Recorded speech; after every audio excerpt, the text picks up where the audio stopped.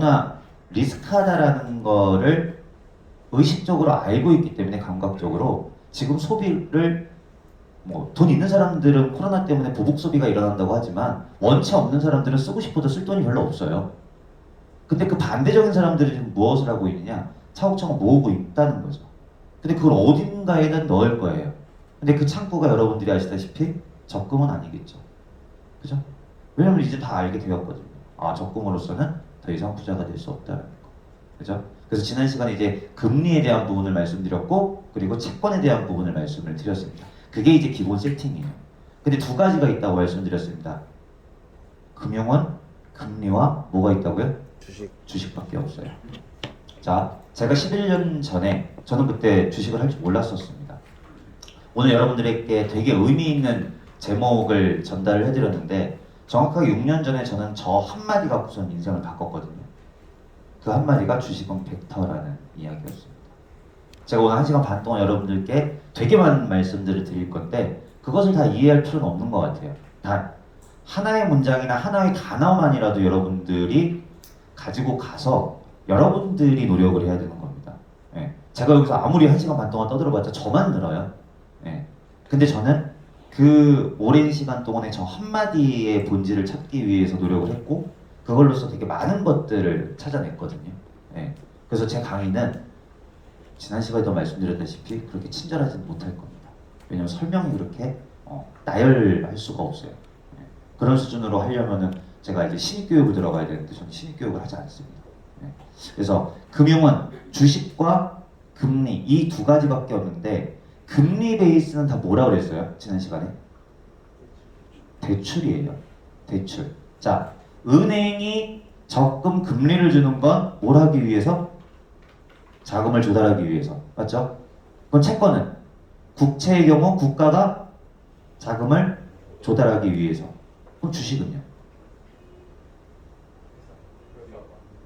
주식은 기업이 자금을 조달하기 위해서. 그럼 다 똑같은 베이스네요.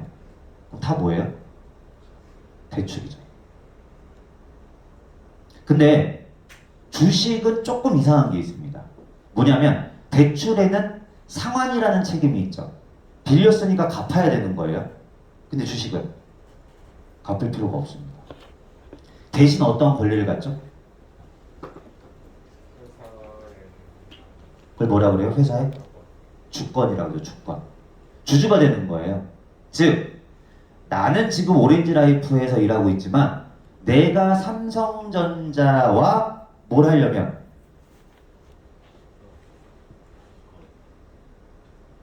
동업을 하려면 그 회사의 주식을 사서 내가 그 회사의 주주가 되는 방법. 그건 우리 입장에서의 주식입니다. 자, 그러니까 나는 몸은 여기 있지만 내 돈은 사실상 돈을 넣어야지 내가 그 회사의 주주가 될 수 있잖아요. 그러니까 내 돈을 이식히는 거. 내가 예를 들어서 1억이 있다. 아, 나는 1억을 5명으로 나눌 거야.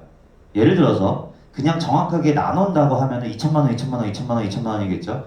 5명의 아이들을 삼성전자, SK하이닉스, 셀트리온 뭐 이런 회사에다가 입사를 시키는 거예요. 그리고 나서 그 친구들이 거기서 일을 열심히 해서 거기서 이 월급을 받아오게끔 하는 거죠. 저 지금 방금 주가의 움직임이 아니라 월급이라는 표현을 했습니다. 이게 여러분들하고 저하고 지금 갭 차이가 나는 건 뭐냐면 여러분들이 초등학교 수준의 금융을 배우지 않았기 때문에 지금 약간 이게 낯설 거예요. 근데 저는 초등학교는 안 할 거예요. 자, 분명히 저는 월급이라고 말씀을 드렸습니다. 오늘 뒤에 나올 거예요. 자, 그거는 투자자의 입장인 거고, 그죠? 회사 입장에서는 주식을 왜 만들까요? 자, 아까 자금 조달이라고 말씀을 드렸어요. 자, 제가 100억짜리 공장을 갖고 있습니다. 이 100억짜리 공장을 갖고 있는데 매출이 20억이 나오네요.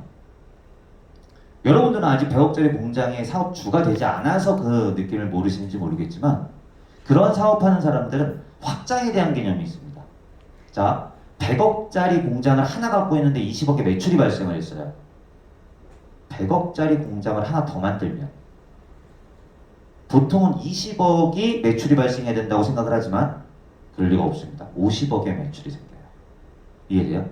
자, 전 ESL이죠. 팀원이 한 명 있습니다. 그 이 한 명을 가지고선 사업을 하는 것과 두 명을 했을 때의 시너지라는 게 있겠죠. 그죠? 그러니까 우리는 리크루팅이라는 걸 하는 거죠. 그죠? 그러니까 이 공장도 하나의 공장을 똑같이 세운다고 해서 매출이 똑같은 비율로 늘어나는 게 아니에요. 그죠? 자, 그러면 나는 매출을 더 늘리기 위해서 100억짜리 공장을 하나를 더 만들고 싶은 겁니다. 근데 뭐가 없죠? 자금이 없죠. 만약에 내가 200억의 자금이 있었다면 처음부터 200억짜리 공장을 만들었겠죠. 그죠? 그래서 은행에 찾아갔습니다. 저 대출 좀 해주세요. 지금 이미 100억짜리 공장에 50억 대출이에요. 안 됩니다 라고 얘기하겠죠. 자, 이때 내가 어떠한 기준을 충족을 했을 경우 상장이라는 걸 할 수 있네. 우리가 여기 앞에 건너편에 그 병원들이 있는 빌딩만 들어가도요, 1층 엘리베이터 옆에 보면 뭐 있고 뭐 있고 뭐 있고 뭐 있고 이렇게 안내판 적혀 있죠. 거기 회사 이름들이 적혀 있네요. 가로치고 앞에 주 또는 뒤에 주 이렇게 써 있죠. 자, 그걸 주식회사라고 하죠. 그죠? 근데 하지만 여러분이 착각하지 말아야 되는 게 뭐냐면 주식회사와 상장사는 다른 거예요. 자, 제가 회사를 하나 갖고 있습니다. 제 와이프, 제 아들, 저희 부모님, 저희 형 해서 주식을 나눴어요. 이것도 주식회사예요. 이해돼요? 근데 하지만 상장사는 아니죠. 자, 상장의 의미를 둬야 됩니다. 상장이라는 건 뭐냐면 내가 100억짜리의 지금 공장을 갖고 있는데 뭘 하기 위해서? 자금을 조달하기 위해서. 아까 예에서는 뭐였어요? 공장을 하나 만들기 위해서. 그죠? 자, 우리 회사에 있는 주식을 절반을 제가 가져요. 비율을 50%를 전체 발행 주수 총 주식의 50%를 제가 갖고요. 나머지 50%를 상장, IPO 과정을 지나쳐서 시장에다가 뿌립니다. 그러면 불특정 다수의 투자자들이 제 회사를 보겠죠. 뭘 보겠어요? 가능성. 아, 지금 저 회사의 주식이 한 주당 10,000원인데 내가 봤을 때는 저 회사가 공장을 하나 더 세우고 오너의 마인드를 봤더니 사업이 확정되고 매출이 늘어날 가능성이 높아 보여 라는 판단을 하면 어떻게 하는 거예요? 그 주식을 사는 거죠. 그럼 제 자본금은 100억이었고 저는 50%를 갖고 시장에서 불특정 다수인들이 그 100억 원어치의 주식을 사는 거죠. 됐어요? 제가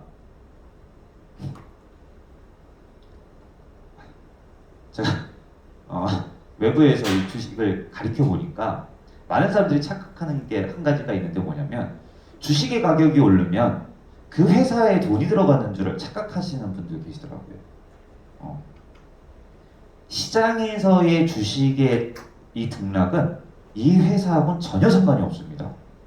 이해가 되세요? 이 회사는 처음에 주식을 발행을 해놓고 공모를 하죠. 공모된 그 자금만 회사로 들어온 거지 그 10,000원짜리가 20,000원이 되고 100,000원이 되고 500,000원이 되고 이 회사하고는 전혀 상관이 없어요. 돈이 단 1원도 안 들어온다는 거예요.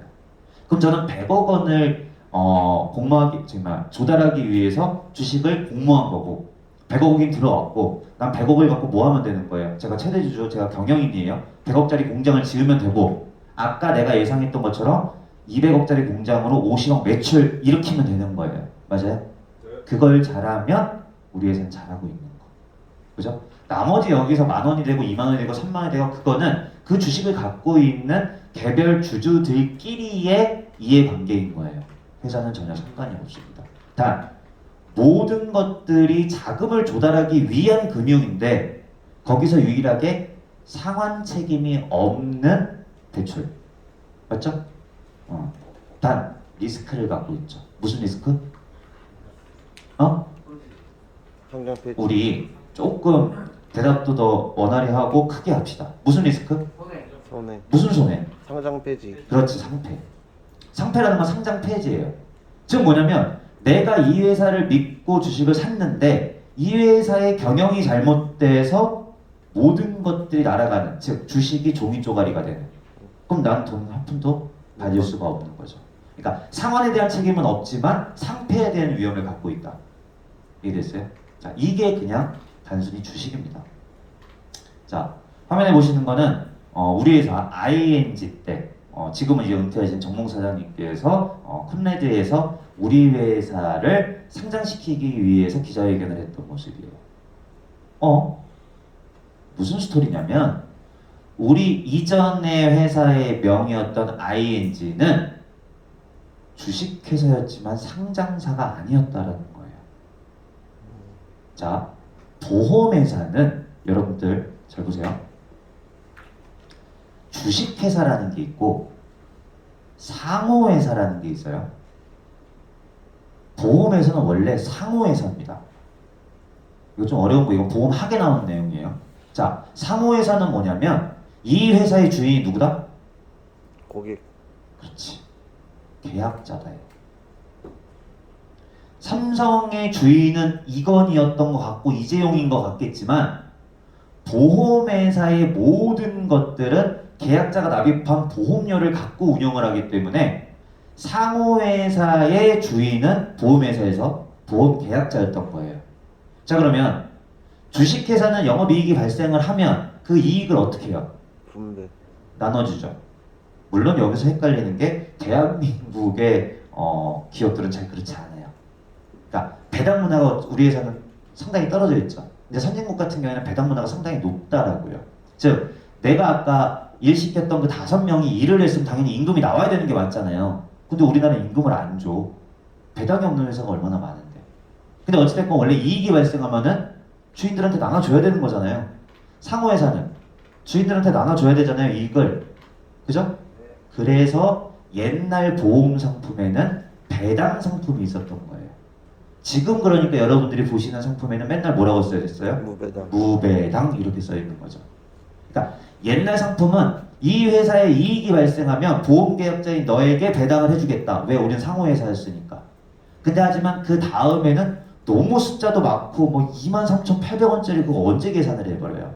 그러니까 아예 배당을 가지고선 대리적으로 보험료에 녹였든 사업비에 녹였든 그냥 무배당 상품으로 런칭을 해서 더 이상 배당을 주지 않겠다. 그게 이제 상호회사에서 주식회사로 넘어가는 모습이었던 거고, 그 주식회사였던 ING가 이제 상장을 하기 위해서 IPO, 기업 공개를 합니다. 자, 기업 공개는 뭐냐면, 자, 여러분들 애플이라는 회사 아시죠? 우리 대답 좀 해주면 안 돼? 대답해주면 목이 덜 아플 것 같아서 그래요.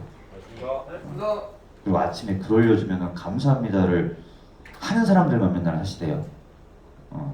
안 고마워요? 고맙습니다.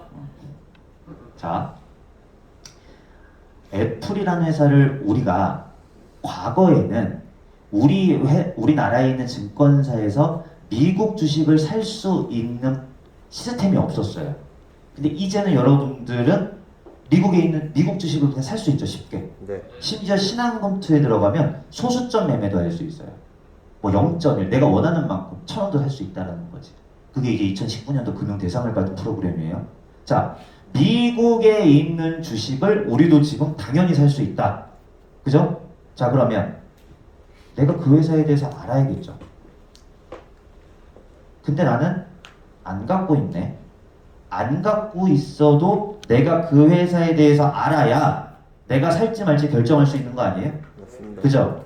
전 세계에 있는 아까 얘기했던 여기 맞은편 건물에 있는 가로치고 주식이라고 써 있는 거 말고 모든 상장사는 우리에게 그 회사의 내부 속사정, 그러니까 우리 썸머헤어 이런 내부 속사정 말고 자본금이 얼마고 대출금이 얼마고 어떤 영업을 하고 있는지 기본적인 재무제표라든지 이런 것들은 누구나 볼 수 있게끔 공개가 되어 있어요. 그걸 뭐라 그러냐면 기업 공개라고 하는 겁니다. 자, 상장을 안 시킬 거면 제 회사를 굳이 박수강 ESL님한테 제가 보여줄 필요가 있어요, 없어요? 없지. 근데 하지만 난 자금을 전환하기 위해서 뭘 한 거야? 주식을 발행해버리는 거잖아. 근데 내가 주식을 발행하면서 우리 회사가 뭐 하고 있는지를 안 알려주면 이 사람이 우리 회사 사겠어요? 안 하겠죠. 법적으로 그 회사의 기본 정보들을 공시하게끔 되어 있고 그 공시는 누구에게나 오픈되어 있는 거예요. 그걸 IPO 기업 공개라고 합니다. 자, 기사에 보면 ING생명보험이 공모가를 예상 매수 수준인 33,000원으로 확정하며 IPO 기업 공개에 한 발 다가섰다라고 하네요. 자, 자세히는 안 할 거예요. 이건 여러분들이 과정을 뭐 내공을 초보도 아는 거니까. 자, 이런 과정을 통해서 주식회사가 상장이라는 걸 합니다. 근데 여러분들이 이게 낯설 거예요. 이런 것들을 본 적이 없으니까. 근데 하지만 2021년, 2020년에 이 공모라는 게 이슈가 되면서, 그죠? 조금 많이들 이제 일반인들도 이 공모에 참여를 하는데 우리는 뭐에 익숙하죠? 아파트 청약에 익숙하죠. 그래서 아파트 청약으로 이해하시면 되게 비슷해요. 요거는 좀 제가 시간이 없어서 자세히는 안 할 겁니다. 그래서 이러한 과정을 거쳐서 결국에는 상장을 승인을 받고, 상장이라는 거는 자 이렇게 볼게요. 대한민국에는 시장이 두 개가 있습니다. 뭐와 뭐가 있죠? 코스타 코스피. 코스피 시장과 코스닥 시장이라는 게 있어요. 그걸 거래소라고 해요. 자, 그 거래소에 우리 회사를 등록시키는 거. 등록을 시켜야 법적으로 무슨 관계가 생기냐면 투자자들끼리 그 거래소에서 자유롭게 거래할 수 있게끔 되는 거예요. 그래서 내가 상장이라는 걸 시키는 거고, 그 한국거래소에서 상장을 승인을 하면, 그러면 아까 예상 밴드라고 했는데 처음에 이 ING라는 회사를 얼마로 시작을 할 것이냐, 그건 시장이 평가하는 거예요. 그래서 그게 딱 시작이 되면 다음에 어떻게 되냐면 차트라는 게 만들어지죠. 자, 차트로 가봅시다. 우리는 이 주식이라는 것을 표현을 해야 인식을 할 거 아니에요. 그죠? 네. 근데 우리가 여기 강남역 사거리에 가서 삼성이라는 회사 이렇게 보면 그 회사에 어떠한 숫자가 보이진 않잖아요. 거기 가면 지금 데모만 하고 있어요, 이지용. 그 삼성생명 보험금 지급하라고. 강남역 사거리. 네. 거기 이 기둥 위에 보면 한 명 아직도 거기 계신지 모르겠는데 제가 알기로는 1년 넘게 계셨었거든요. 그 회사를 본다고 해서 그 회사의 가치가 보이진 않잖아요. 모든 것들은 다 숫자로 표현을 해야 되는 겁니다.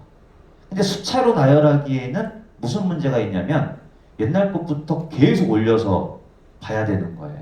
그죠? 그래서 도식화시킨 게 여러분들이 흔히 보시는 이 차트라는 겁니다.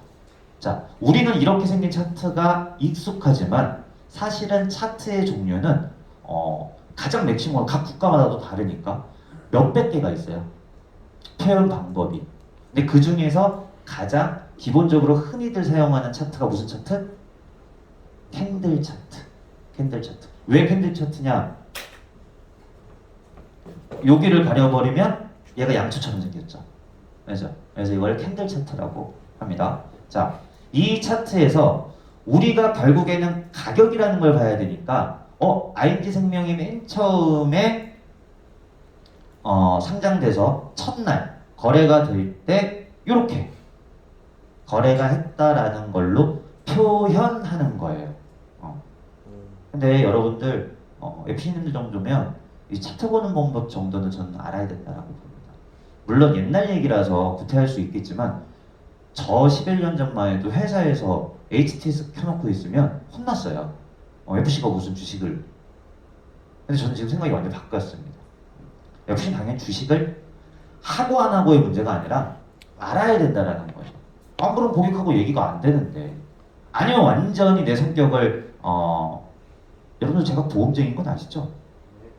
제 이력 봤잖아요. 예, 저는 투자 전문가가 아닙니다. 전 보장 전문가예요. 저는 어디 가서든 저는 저 20년 된 보험쟁이입니다라고 얘기할 수 있어요. 근데 마치 그런 것들을 갖고 있지 않은 사람들이 나가서 보험쟁이가 아닌 척하잖아요. 그죠? 이런 것들을 아예 포기하려면 완전히 그냥 보험쟁이로 살면 돼요. 근데 하지만 우리는 보장에도 변액이 들어가 있잖아요. 그죠? 금리가 워낙 낮다 보니까. 그리고 변액이 더 싸죠. 보장만 봤을 때도. 그죠? 그러니까 어쩔 수 없이 우리가 이 부분에 대해서 이제 알아야 된다라는 거예요. 자, 첫날 이렇게 됐네요. 자, 이걸 어떻게 보는 거냐면 파란색이 음봉, 빨간색이 양봉이라고 표현합니다. 빨간색이 좋은 걸까요? 파란색이 좋은 걸까요? 빨간색. 그러니까 이게 한 4년 전이었던 것 같은데 그때 이제 코인이 2천만 원까지 갔다가 400만 원까지 떨어졌을 때 그때 대한민국 경제에 이득이 됐던 건 딱 하나. 왜냐면 코인은 경제적 이익이 없어요. 아시죠? 경제적 이익이 딱 하나 뭐 드디어 사람들이 빨간색이 좋은 거라는 걸 알게 되었어요. 그 전까지만 해도 제가 어떤 커뮤니티나 이런 걸 보면 자기 전 재산 10억을 넣은 어떤 아줌마가 도대체 양봉이 뭐고 음봉이 뭐냐는 질문을 하고 있더라고요. 그러니까 그런 것도 아무것도 모르고서 그냥 누가 뭐 좋대 라고 하니까 그냥 산 거야. 그 아줌마의 질문, 빨간색이 좋은 거예요? 파란색이 좋은 거예요? 뭐 이렇게 하고 있으니까. 그 정도로 우리가 이제 금융 문맹이었던 건데, 코인을 통해서 이제 하루 왼종일 24시간, 코인 거래소는 24시간 운영하잖아요. 계속 그것만 보다 보니까 익숙해진 거죠. 아, 빨간색이 좋은 거구나. 그죠? 자, 볼 때는 뭘 보는 거냐면, 몸통을 보는 겁니다. 몸통을 보는데, 음봉은 듀레이션을 기준으로 시작점보다 가격이 떨어졌으니까 안 좋은 거죠. 그래서 파란색으로 칠하는 것 뿐이에요. 자, 시작점보다 끝나는 점에 가격이 올라갔다. 그럼 기분이 좋잖아요. 그럼 빨간색으로 칠하는 겁니다. 즉, 그냥 얘만 보고 아, 파란색이면 위에가 시초가겠구나. 밑에가 종가겠구나. 시초가는 뭐냐면 시장이 열렸을 때 처음 시작된 가격. 가격은 누가 결정해요? 시장에서. 시장. 그게 무슨 의미죠? 처음에 팔려고 하는 사람이 원했던 가격과 처음에 어떤 살려고 했던 사람의 원했던 가격이 일치하면 매수 매도가 진행되죠. 그게 처음 시작된 곳이 여기라는 거예요. 그죠? 그리고 장 끝나는 15시 30분에 마지막 가격이 여기였다라는 거죠. 그래서 그 몸통을 이렇게 보는 겁니다. 얘도 마찬가지겠죠. 여기서 시작하고 여기서 끝난 겁니다. 그럼 위에 꼬리는 뭐냐?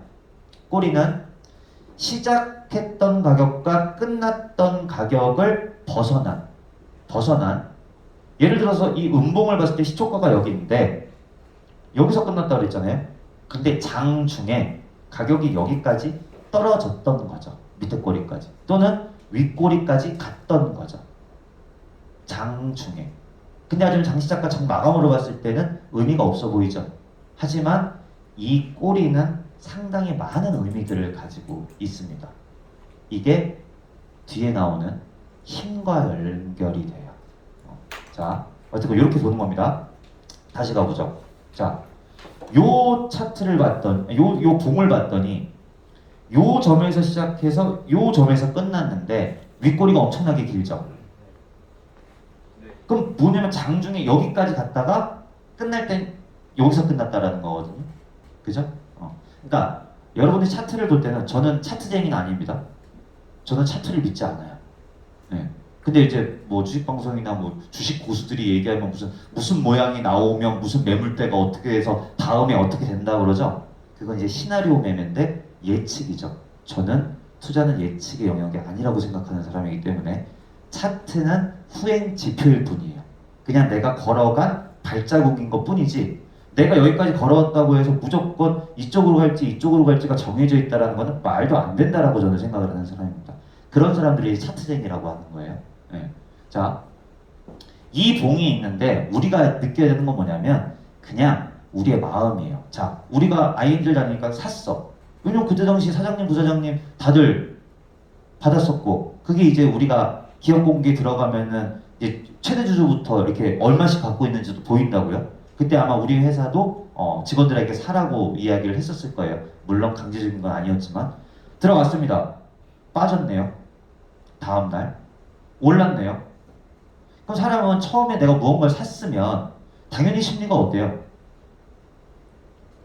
올라가길 바라겠지. 누가 떨어지길 바라겠어. 그죠? 근데 올랐네.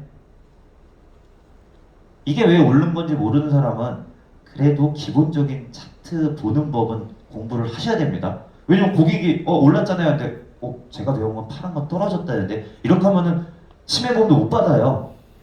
이해돼요? 말 같지도 않은 소리를 하고 있는데 무슨 신뢰감이 있어. 그죠? 올랐어요. 근데 그때부터 어떻게 돼요? 5일 연속 하락을 하죠. 그죠? 중요한 포인트 하나 가르쳐 드릴게요. 여기서 사람들은 어떤 의사결정을 합니다. 왜? 힘들거든. 중국에 주식 부자가 한 명 있는데 그 사람은 살인자예요. 근데 왜 주식 부자가 됐느냐? 그 사람이 누군가에게 돈을 빌려줬어요. 큰 돈을. 야, 돈 갚아. 돈이 없대요. 뭐 갖고 있어? 그때 상장 폐지 직전에 주식 몇 가지 갖고 있는 거예요. 죽였죠. 그리고 나서 깜빵에 갔습니다. 25년 동안 형을 살았어요. 나와 보니까 나이는 먹었죠. 머리는 하얘졌죠. 다시 무언가를 하기에는 힘이 빠져있죠. 근데 그 전에 알고 있었던 지인들과 소소하게 살고 있는데 갑자기 어떠한 지인이 그 얘기를 하는 거예요. 너 그때 걔한테 주식 받지 않았냐? 그래서 주식 까봤더니 그 회사가 어마무시하게 성장하는 거죠. 그래서 억만장자가 되어 있습니다. 즉 뭐냐면 얘 이렇게 돼요.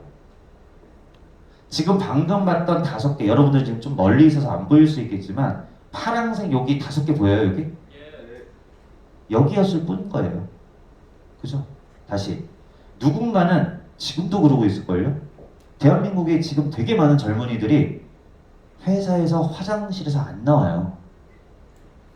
화장실 변기에 앉아서 하루 종일 지금 이거 보고 있는 거야. 아씨 떨어지면 어떡하지? 떨어지면 어떡하지? 그래서 여기서 팔았습니다. 예를 들어서. 근데 사실상 그건 별로 의미가 없었죠. 그죠?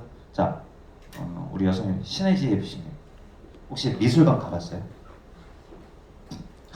자, 미술관을 안 가봤어도 상식적으로 알 수 있는 게 있습니다. 자, 저기 앞에 그림이 있네요. 이 앞에 뭐가 있을까요? 바닥에.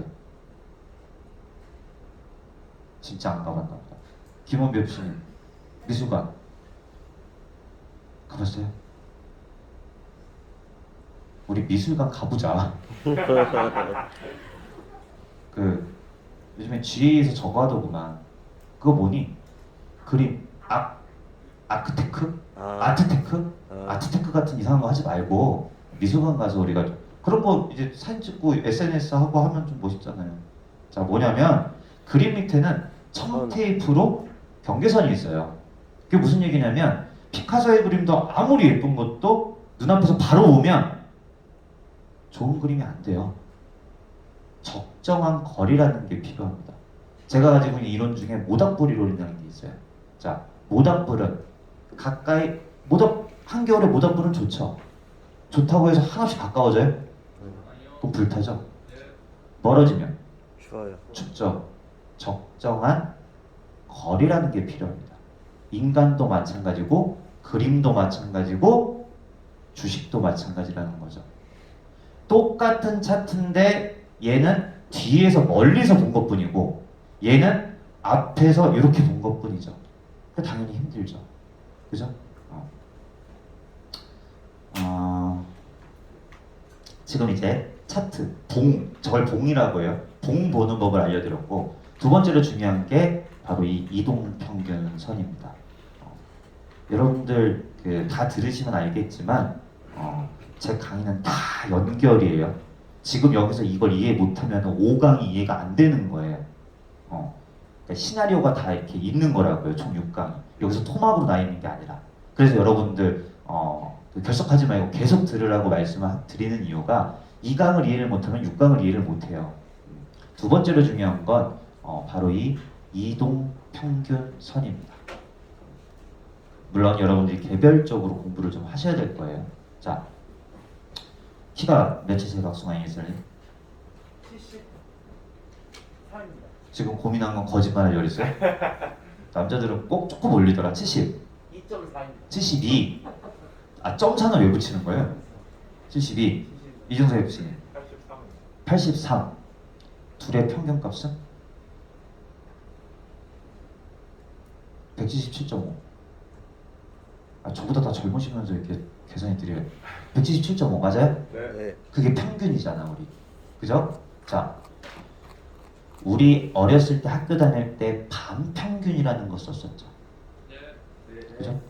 자, 중간고사를 봤는데 1등부터 저는 55, 제가 반이 55명이었어요. 56명. 자, 1등부터 50등까지의 점수를 다 해갖고 합산해갖고 나누기면 55 이렇게 하면은 평균값이라는 게 나오잖아요. 그걸 주식에서도 씁니다. 그걸 이동점 빼고 평균선이라고 해요. 그건 평균값이잖아. 그 평균값을 뭐라고 하는 거냐면, 자, 이걸로 볼까요? 오렌지 라이프의 주가가 앞에서부터 하나, 둘, 셋, 넷, 5번. 이거는 일봉이니까 이건 하루짜리를 표현한 거예요. 여기 보면 이 작아서 안 보이는데 이게 일봉이에요. 하루짜리의 주가 움직임. 그러면 이 5일 동안의 주가 움직임은 뭘로 평가를 하냐면 5일 동안의 주가를 더해서 나누기 5를 해요. 그러면 5일 동안의 주가 평균이 나오겠죠. 됐어요? 다음 날도 5일 동안의 주가 평균을 만들어요. 그럼 아까 전일에서 뭐가 발생한 거냐면 6일 전에 거는 주가에서 이 평균값에서 빠진 거고 제가 천천히 얘기할 때는 여러분들이 머릿속으로 생각하라고 천천히 얘기하는 거예요. 이거 머릿속에서 그리지 않으면 이해가 안 돼요. 6일 전에 주가는 빠지고 오늘 새로운 주가를 이 평균값에 넣는 거예요. 됐어요? 자, 172, 183 여기서 이 평균값이 올라가려면 평균 숫자보다 낮은 사람이 나가든가 평균 숫자보다 높은 사람이 들어오면 그럼 평균값이 올라가죠. 자, 키에 대한 평균이 낮아지려면 평균보다 높은 사람이 나가거나 평균보다 낮은 사람이 들어오면 되죠. 맞아요? 네. 이해하는 거 맞나? 이거 어려운 건데. 자, 토막을 5일 이렇게 나눴잖아요, 지금. 자, 어제의 5일 평균값보다 오늘의 5일 평균값이 올라가려면 6일 전의 주가가 그 평균값보다 낮은 애였어야지 얘가 나가면서 평균값이 올라가겠죠. 또는 오늘 들어온 애가 내가 가지고 있었던 평균값보다 높은 주가여야지 얘가 들어와야지 평균값이 올라가겠죠. 결론 나간 애보다 들어온 애가 높으면 평균값은 올라가죠. 됐어요? 나간 애가 높았는데 들어온 애가 낮았어. 그럼 평균값은 내려가겠죠. 이걸 추세라고 해요. 추세. 자, 이거 해도 되나? 일 잘하실 것 같아서. AMP 얼마였어요, 이번 달?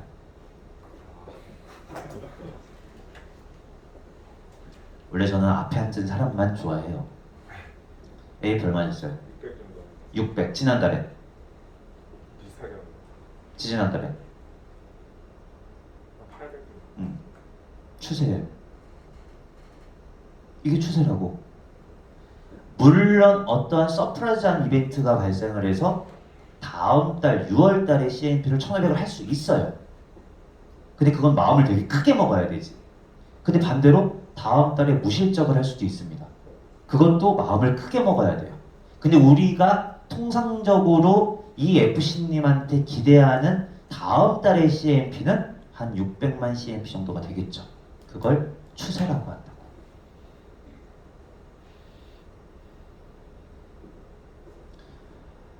우리가 기대하는 거는 주가가 떨어지는 것보단 올라가는 걸 거예요. 이 평균선들을 이었을 때 이 추세가 올라간다라는 건 과거의 주가보다 최근의 주가가 좋은 거죠. 여기까지 이해돼요? 네. 추세가 떨어진다는 건 1년 전에는 1000만 CNP를 했었는데 이번 달에 200만 CNP밖에 못했던 거야. 그러니까 추세가 떨어지는 거죠. 이걸 주식에서는 이동한다라고 해서 이동, 평균이라고 해서 평균, 선으로 이어서서 이동평균선이라고 하는 거예요. 그러면 여기서 FC님들이 뭘 할 수 있냐면 본인들의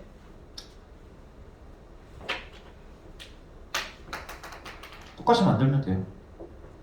12개월 전, 11개월 전, 10개월, 이번 달 CMP.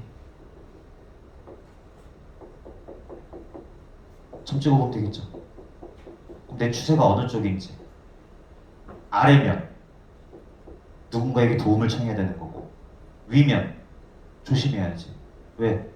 위기는 기회고, 기회는 위기니까. 됐어요? 그럼 여러분들은 이 변동이 큰 게 좋아요? 아니면 이렇게 우상향한 게 좋을까요? 두 번째죠. 그죠? 근데 왜 우리의 업적은 맨날 이렇게 들쑥날쑥하냐? 그건 뭐냐면 다 내 문제인 거예요. 그죠? 요거 한번 정리해봐요. 그럼 본인의 그 지금 컨디션을 정확하게 알 수 있습니다. 자, 변동성이 이렇게 심한 A라는 FC와 이렇게 우상향하는 B라는 FC.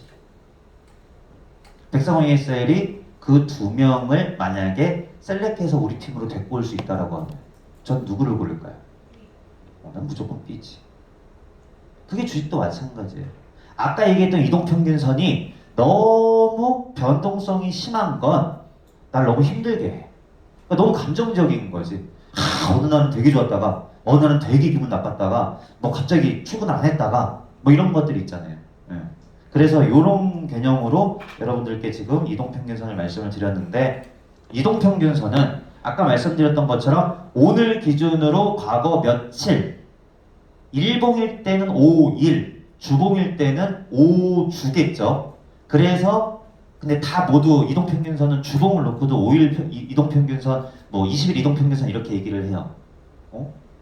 갑자기 다른 단어가 나왔네요. 자, 5일 이동평균선이라는 게 나왔고 20일 이동평균선이라는 게 나왔고 60일, 150일, 200일, 350일 뭐 이렇게 봐요. 자, 왜 의미 있는 숫자 5라는 걸 썼냐면 주식시장은 일주일에 5번 열려요. 빨간 날 없으면. 월요일부터 금요일까지. 그 다음에 왜 20일이라는 게 나왔냐면 그게 한 달이면 20번이니까. 그죠? 그리고 60일선은 3달이죠. 됐어요? 그래서 이렇게 보는 거 뭐 뒤에 뭐 120일 요거는 뭐 자기 마음대로 이제 보는 건데 그건 여러분까지 알 필요는 없는 것 같고. 자, 그럼 여기서 이제 또 제가 말을 천천히 할 거예요. 자, 5일 이동평균선과 20일 이동평균선의 차이는 오늘로부터 5일 동안을 보느냐 오늘로부터 20일 동안을 보느냐의 차이겠죠. 됐어요? 자, 우리가 지금 여기 한 40명 정도가 있는데 2명의 CMP만 갖고 우리 전체의 평균을 예측해봐요.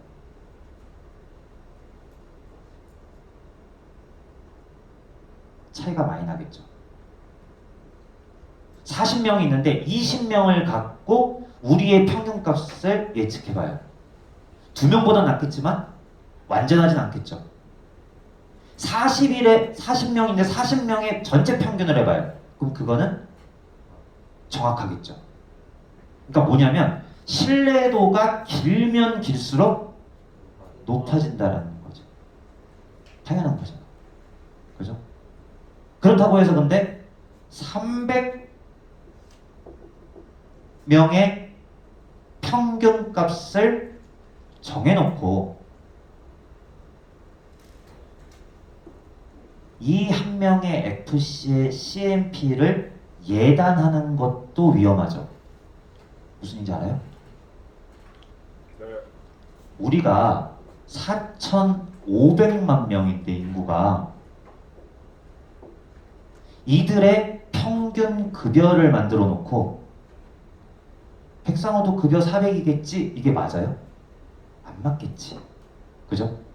그러니까 이 두 가지를 여러분들이 좀 머릿속으로 생각을 좀 해봐야 될 것 같아요. 우리가 이렇게 40명이 있는데 그 중에 2명의 모수의 평균은 불안한 거고, 그죠? 이격이 많이 날 것이고, 실체와, 그죠? 하지만 그 인원의 모두의 평균을 갖고 누구나 그럴 것이다라고 생각하는 거는 더 리스크한 거죠. 이동평균선에 대한 이해도가 필요한 겁니다. 지금 제가 주식에서 한 중학교 3학년 정도의 수준을 말씀드리고 있는 거예요. 중학교 3학년. 근데 좀 어렵죠. 어릴 수밖에 없어요. 초등학교 과정을 안 했으니까. 근데 그건 여러분들이 제발 공부로서 좀 해결을 해주시길 바라겠습니다. 이동평균선 나중에 뒤에 엄청나게 중요한 걸로 나옵니다. 자, 네이버 증권에 들어가면 코스피 시장이 있고 코스닥 시장이 있다고 했습니다. 네이버에 네이버 증권하면 네이버 금융이 들어가요. 거기에 왼쪽 위에 보면 시가총액 이렇게 해갖고 있어요. 그럼 그걸 딱 클릭하면 요 화면이 나옵니다. 왜 이렇게 화질이 이렇지? 저기 인영아 여기 앞에 요 불만 좀 꺼줄래? 뭔지 찾아갖고. 자, 우리나라에서 가장 몸값이 비싼 회사 어디? 삼성 왜뭔 일 있어요? 대답합시다. 알았죠? 네. 자, 우리 회사래. 우리나라에서 가장 큰 회사 어디? 삼성전자. 대한민국의 400만 명이 삼성전자의 주주래요. 와, 엄청나진 거예요. 그러니까 코로나가 주어진 게 우리에게 그래도 이제 국민 주식인 이 삼성전자를 인구 10명 중에 1명 정도. 그러니까 주식을 하는 사람이 지금 한 1000만 명 정도 되거든요. 근데 그 중에서 400만 명이 삼성전자의 주주, 즉 주식을 갖고 있다라는 거예요. 되게 의미가 있죠. 그러니까 믿고 간다는 거죠. 제가 가리키는 사람들한테 물어봅니다. 대한민국이 먼저 망할까? 삼성전자가 먼저 망할까? 요즘 젊은 친구들은 대한민국이라고 그래요. 그러니까 정부를 기업보다도 불신한다라는 거지. 또는 반대로 생각하면 정부보다 삼성전자를 믿는다라는 거예요. 근데 왜? 라고 하면 답하는 사람이 거짓없어요. 우리 해볼까요? 우리 오늘 수업 잘 듣고 있는 그 이름표라는 건 제가 보이도록 놓는 게 좋겠죠. 제가 보는 거니까. 선생님 FC님, 삼성전자는 뭐 하는 회사죠? 전자제품 만드는 회사. 또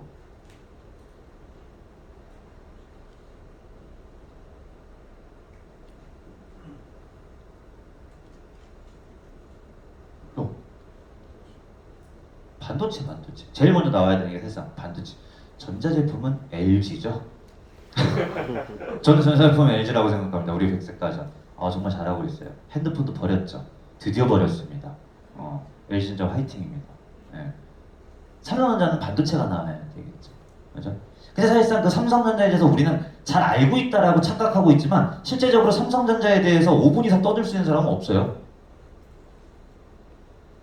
저는 그걸 그렇게 생각합니다. 어떤 그 전문 투자자분께서 언론에서 그 말씀을 하셨는데, 만약에 당신이 죽을 때까지 주식을 10기업만 살 수 있다라고 하면 그럼 당신은 무조건 승리하는 투자를 할 것이다 라고 얘기했어요. 지금 뭐냐면 혹시 이종사 FC님 결혼하셨어요? 안 했어요? 결혼할 거예요? 배우자 아무나 막 골라요? 주식을 고를 때 배우자 고르듯이 고르면 절대 투자를 망할 리가 없습니다. 근데 우리는 삼성전자에 대해서 알고 있다라고 착각을 하는 것 뿐이지 실제적으로 삼성전자의 자본금이 얼마인지 아는 사람.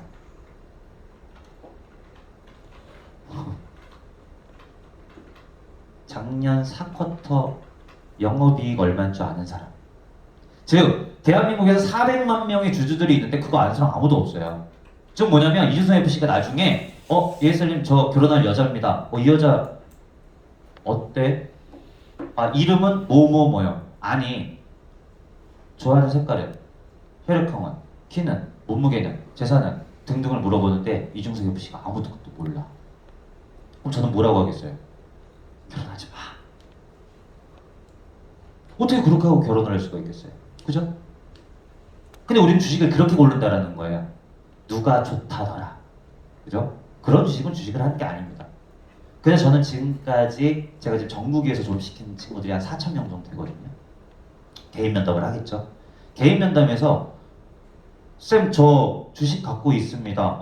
까봐. 그럼 이제 본인들 MTS를 이렇게 까겠죠. 그리고 나서 저는 딱 한마디만 합니다. 왜 샀어? 라고 했을 때 5분 이상을 저한테 얘기했던 사람이 딱 한 명 있어요.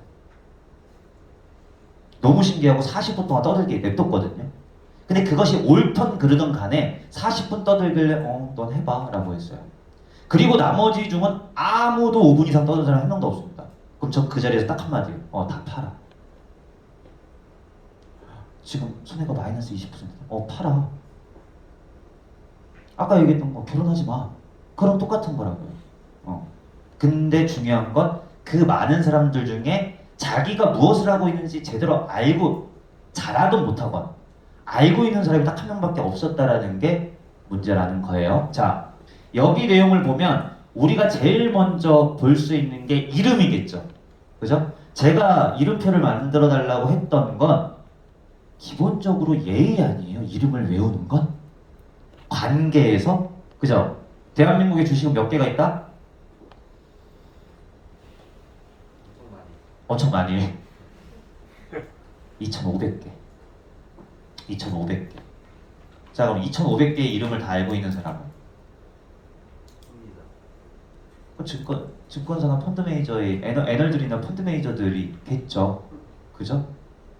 그럼 사실상 지금 이 이름도 제대로 모르고 있는 걸 가지고서 무언가를 하겠다라고 하는 게 너무 비이상적인 거 아니에요? 그죠?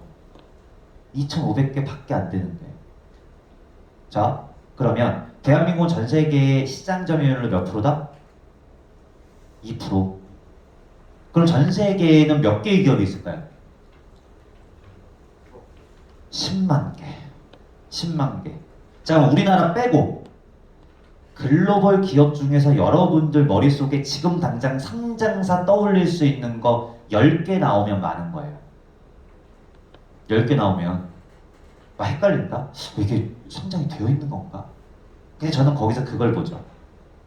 예를 들어서 저기 스위스에 있는 리차드라는 사람이 우리나라의 H&M 이거 새로 들어온 거거든요. 알까요, 이 회사를? 모르죠. H&M이라는 게 이런 거 어떻게 알아요? 모르지. 근데 여러분들 머릿속에 나이키는 있죠. 네. 비자는 있죠. 구글은 있죠. 빵은 있잖아. 그럼 그런 회사들은 얼마나 대단한 회사예요? 그죠? 그럼 내가 알고 있는 이름부터 조금씩 공부해 보는 게 저는 주식 투자의 공부라고 생각을 하는데, 그런 공부들은 안 하고 좀 다른 이상한 공부들을 하시더라고요. 자, 보면 제일 먼저 이름이 나와 있고 그 옆에 현재가. 현재가라는 건 뭐냐면 제가 조회했을 당시, 이거는 지난주 금요일 종가 기준입니다. 에 한 주당 이 주식의 가격. 그걸 주가라고 해요. 주가. 자, 그 옆에 전일비. 전일비라고 하는 건 뭐냐면 이건 목요일 종가 기준이니까, 금요일 종가 기준이니까 목요일 종가 기준 대비 보인다. 500원이 올랐네요. 삼성전자가. 됐어요?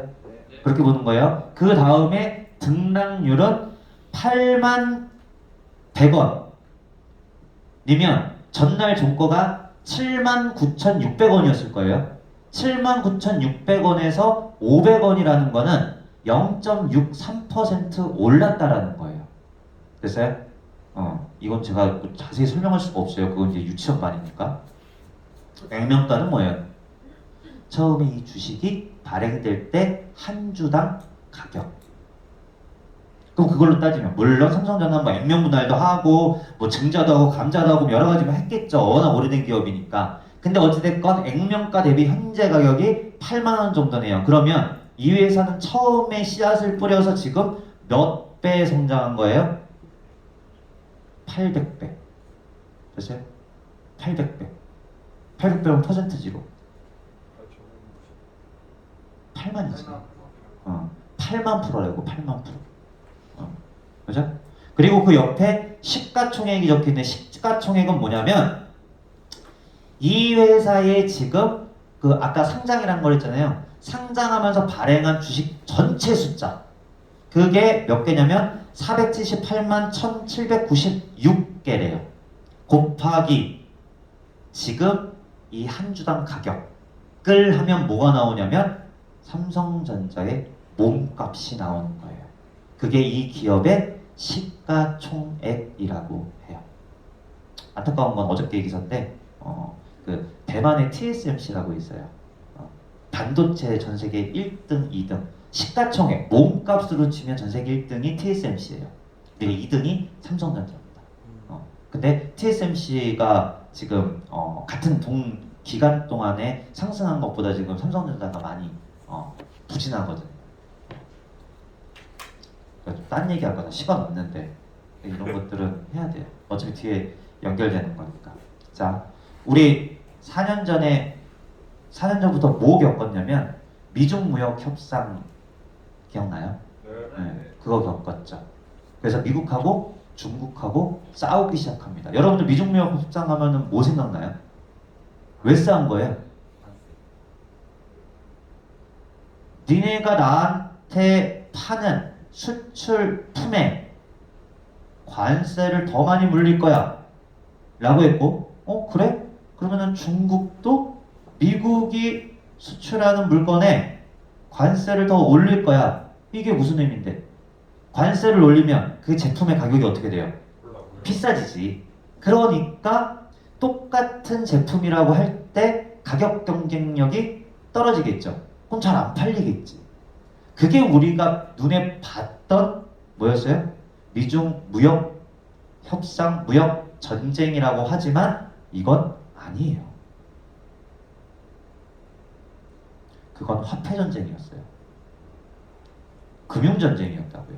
그러니까 이 얘기하면 또 이거 2시간짜리에서 깊게는 안 할 건데 사실상 눈에 보였던 무역과 관련되어 있는 문제가 아니라 이 금융과 화폐에 대한 것들을 니네 자꾸 위안화 조성하지 마. 분명히 얘기했어. 싫어 안 할 건데. 하니까 뭐 한 거냐? 무역 갖고 자꾸 찌른 거예요.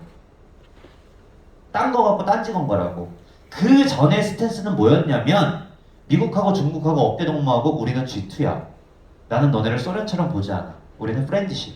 같이 잘 지내보자. 이랬었다. 근데 중국이 이제 점점 여기 온라인인데 괜찮나? 대가리가 점점 커지는 거예요. 그러니까 어떻게 되는 거야? 기어 오른 거지. 뭐가 불만이었던 거야? 야, 니네 달러 계속 찍으면서 너네만 계속 부자 될 거야? 우리 위안화는 어떻게 할 건데? 위안화도 달러처럼 인정해줘. 이런 얘기들이었던 거예요. 이해가 돼요? 근데 안 돼. 야, 네가 아무리 어깨 동무해줬다고 친구처럼 보이냐? 뭐 이런 거예요. 이거야. 그걸 갖고서 그렇게 했던 거라고. 이 얘기를 왜 이렇게까지 했냐면 그때 가장 많이 피해본 게 누구예요? 우리나라지. 왜? 라는 걸 알아야 됩니다. 왜? 대한민국의 전체 수출의 70%가 중국으로 가요. 자, 스토리를 봅시다. 분명히 미국에서는 중국에게 야, 네가 넘겨봐. 관세 이만큼 올려갖고 할 거야. 근데 중국이 어떻게 해요? 수출을 못하지.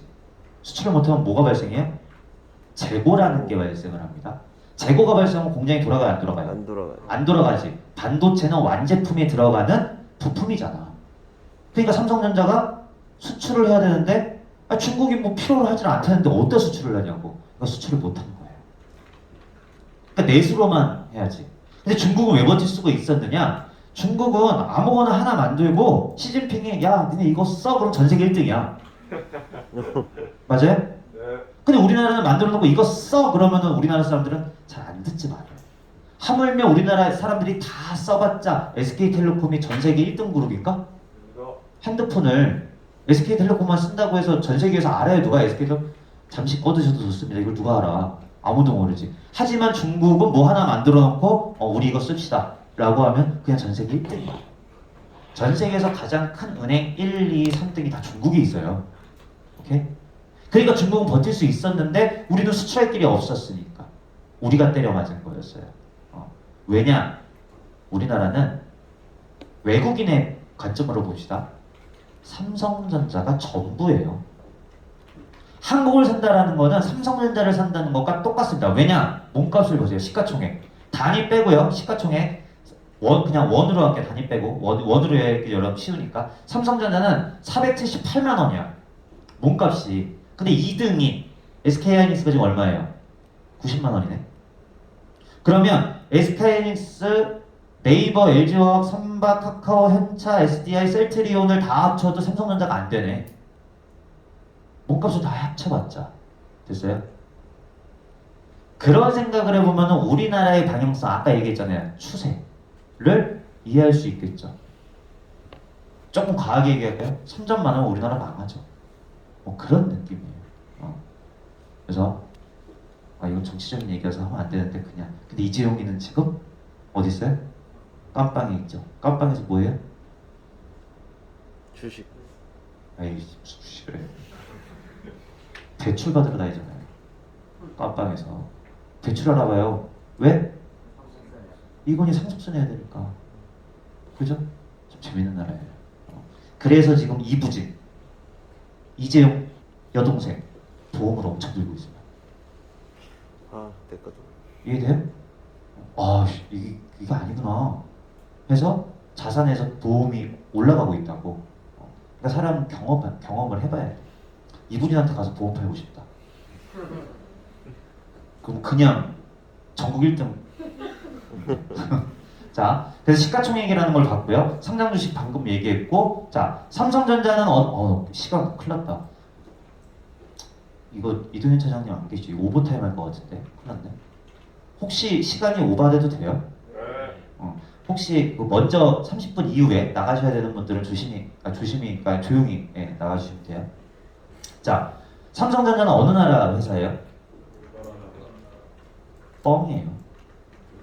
왜? 외국인 비율이 지금 얼마 적혀 있냐면 53.64% 적혀 있네요. 다시 삼성전자 어느 나라 그룹이에요? 외국. 우리나라에 있는 거지. 사실상 그 회사의 53%의 지분이라는 거는 주인이잖아요. 주인은 외국인이라고. 이해가 돼요? 근데 사람들은 자꾸 어떻게 하는 거야? 삼성전자를 응원해. 물론 응원해야겠지. 근데 삼성전자가 갤럭시를 전 세계에다가 엄청나게 팔았어. 중요한 건 뭐냐면 그 돈이 나한테 와야 되지. 아니면 우리한테 와야 되지. 아니면 적어도 우리나라로 와야 되지. 어떻게 됐어? 그 이익이 다 외국으로 나가고 있지. 이게 뭐냐면 우리나라는 주식을 무시하고 보험을 무시하기 때문에 그래요. 그것이 당연한 게 되었다라고 하면 우리나라는 훨씬 더 잘 사는 나라가 되어 있을 겁니다. 지금 대한민국은 러시아를 제치고 전 세계 GDP 10위 국가예요. 이영겸 씨님, 네. 지금 본인이 전 세계에서 10번째로 잘 사는 사람이라고 생각하십니까? 아니요. 안 하죠. 왜? 보험을 싫어하고 주식을 안 하니까. 지금 전 세계에 있는 사람들의 삼성전자의 53%를 외국 애들이 돈을 가져가고 있다고. 그잖아요. 여러분들 내가 약간의 민족성을 건드려 볼까? 여러분들이 열심히 일해갖고 우리가 지금 일본 내 지배를 받고 있어서 여러분들이 일한 거에 월급의 50%를 일본이 가져간다고 생각하면 어때요? 가만히 있어. 그런 느낌이야. 그거라고. 이해가 돼요? 그게 얼마나 바보 같은 짓이고 그래. 열받잖아요. 우리가 주식을 너무 안 하니까 사실상 전체 비율에서 외국인 비율이 되게 많습니다. 그러니까 시장의 결정을 누가 하는 거냐면 자국민들이 하는 게 아니라 외국인들이 하는 거야. 근데 외국인들이 봤을 때 우리나라는 어떤 나라인데? 자, 제가 요즘에 꽂혀있는 단어가 관찰이라는 단어예요. 관찰. 누군가가 나를 관찰하고 있다. 아무도 없어. 쓰레기 막 버려. 근데 누군가가 날 보고 있어. 못 버리죠. 사람이 의식적으로 내가 항상 관찰당한다라고 생각을 하면 내가 조금 더 나아질 거예요. 자, 저번에 누가 그러더라고. 네 아들이 네 옆에 앉아 있는데도 너 이렇게 일할래? 라는 이야기를 하더라고요. 절대 못하지. 애가 보고 있는데 어떻게 해? 근데 관찰을 당하지 않고 있으니까 그냥 하고 있는 거죠. 그죠? 자, 외국인들이 관찰하는 대한민국은 전쟁 국가예요. 우리나라만 지금 여기서 워낙 오랜 시간 동안 이렇게 살았으니까 의식 없이 그냥 하지만 외국에서 봤을 때는 야, 쟤네 나라 지금 북한이랑 휴전 중이야. 휴전이라는 건 전쟁을 지금 잠깐 멈춘 거지 종식된 게 아니잖아. 그럼 여러분들 거꾸로 생각해봐요. 지금 전쟁 중인 국가에 여러분들 투자할래요? 그래. 그러면 전쟁 중인 국가임에도 불구하고 53%의 이상의 삼성전자를 갖고 있다는 건 프리미엄이 아니죠. 만약에 전쟁만 안 해서 더 많이 가져갔을걸? 그러니까 상대적으로 저걸 외국인을 일본이라고 보라고. 그럼 화나잖아. 이해돼요? 근데 우리가 지금 이런 내용들을 모르고 주식을 안 하다 보니까 부자가 될 가능성은 없는 거고 계속 가난해질 가능성만 있고 우리는 열심히 노동을 하고 거기서 번 돈을 일본 애들이 가져가서 일본은 아니지만 일본 애들이 가져가서 걔네가 부자가 되는 거야. 얼마나 심각한 문제인지 아시겠죠?